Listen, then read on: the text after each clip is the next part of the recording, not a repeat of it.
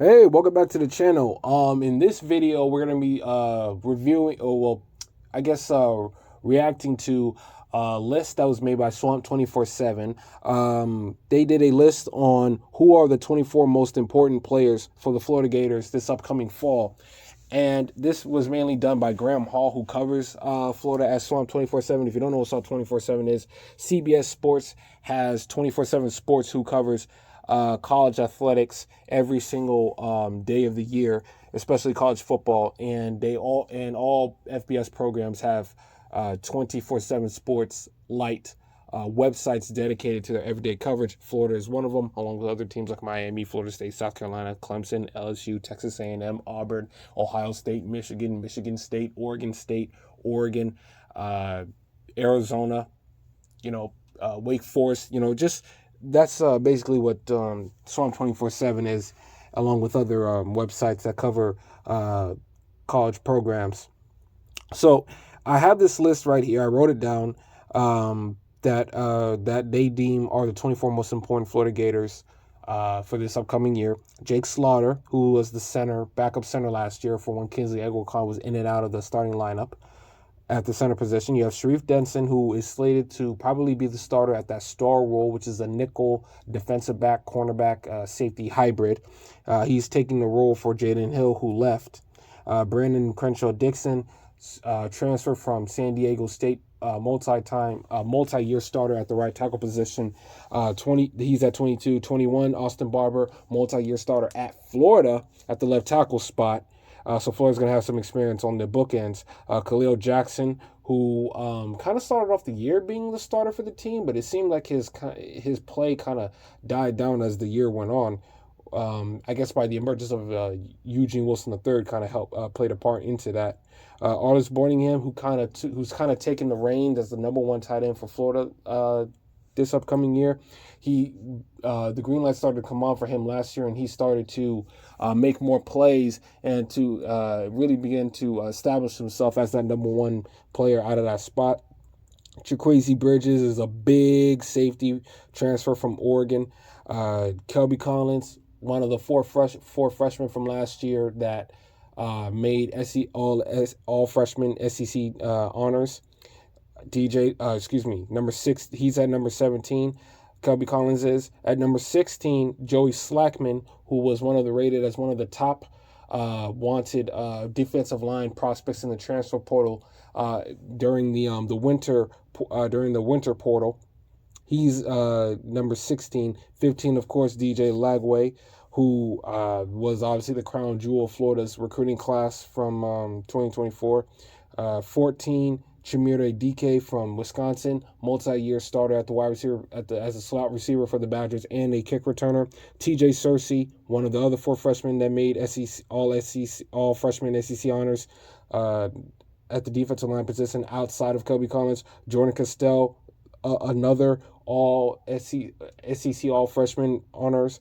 Not Jordan Castell. He's at number 12. Number 11, Devin Moore. Number 10, Grayson Howard, transfer from South Carolina. Tyreek Sapp, returning defensive lineman for Florida. He's at number 9. Asa Turner, experienced transfer from Washington at the safety position at number 8. 7, Justice Boone. He was projected to be Florida's starting edge rusher before the Utah game, but about a month beforehand, he tore his ACL. Montrell Johnson at number 6, Florida's leading rusher from last year, returning after Trevor Etienne left to go to Georgia.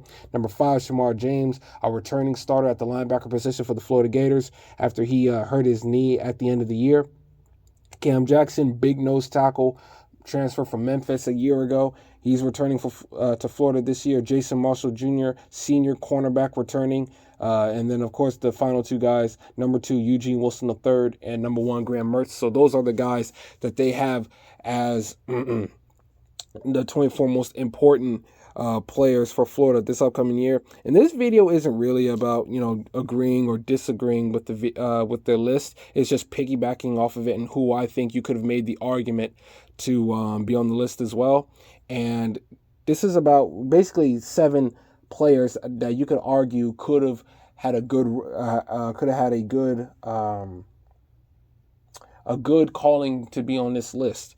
And in no particular order, we're not going to go, well, this guy's number 7, this guy's number 1, this guy's number 5. No, it's nothing like that. It's just talking about 7 potential guys who at the end of the year you could have looked back and like, you know what, they should have been on this list beforehand. But anyways, right here, number 20, backup running back Trayon Webb. He's the backup behind Montrell Johnson Jr.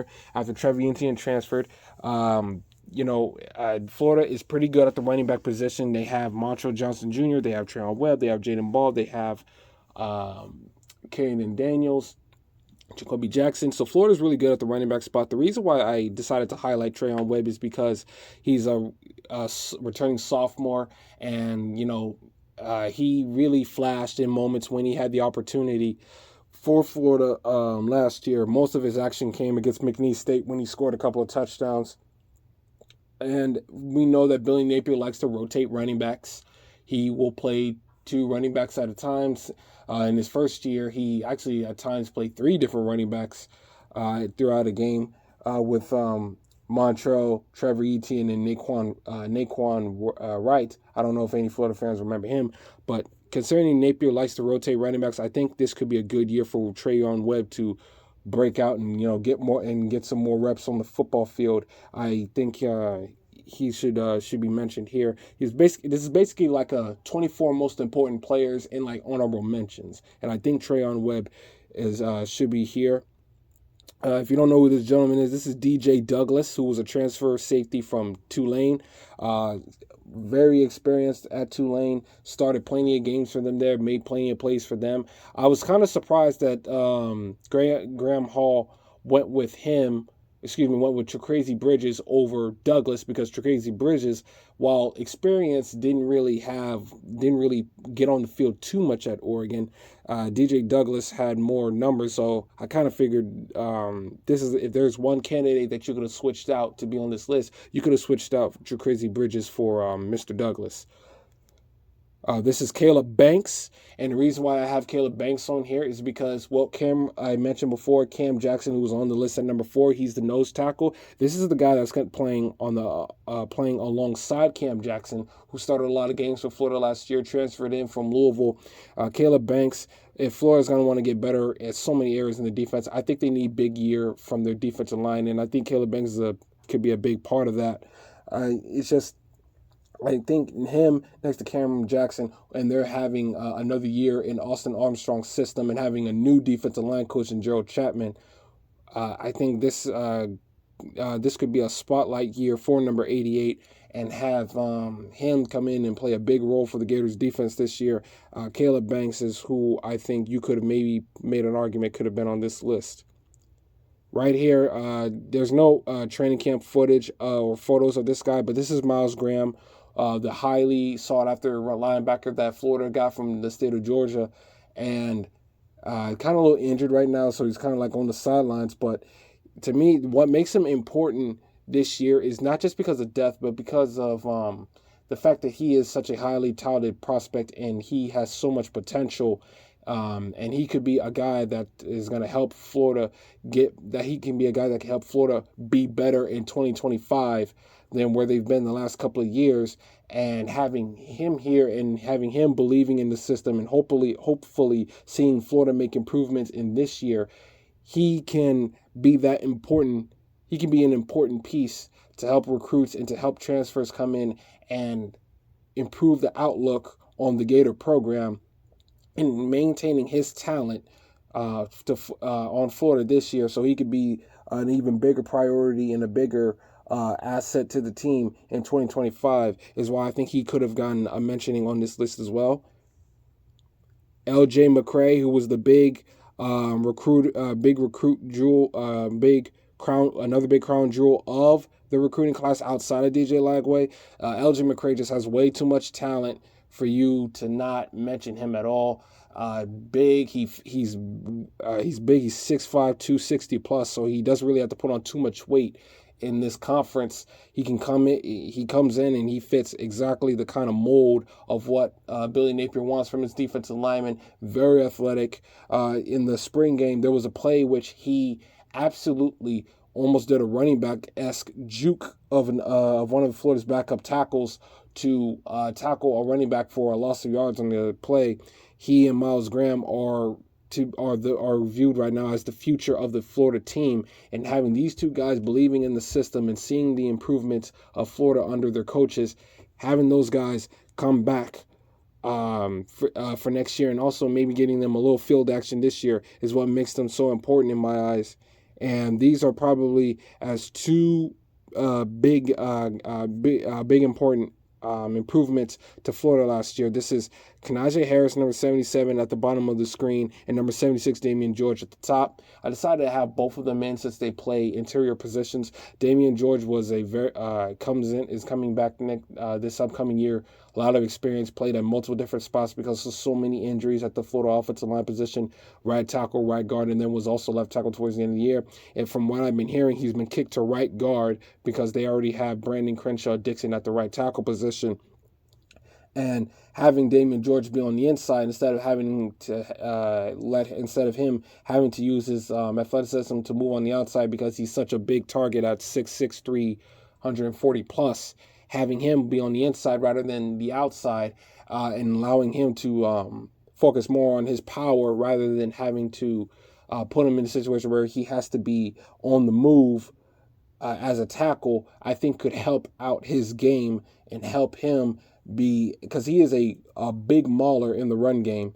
And, I think if Florida's going to get better at the offensive line, which they were not good last year, I think kicking him to right guard and having Brandon Crenshaw Dixon take care of that entire right side, and have those two big behemoths be basically a wall for them, along with having Jake Slaughter return to his starting as the starting center.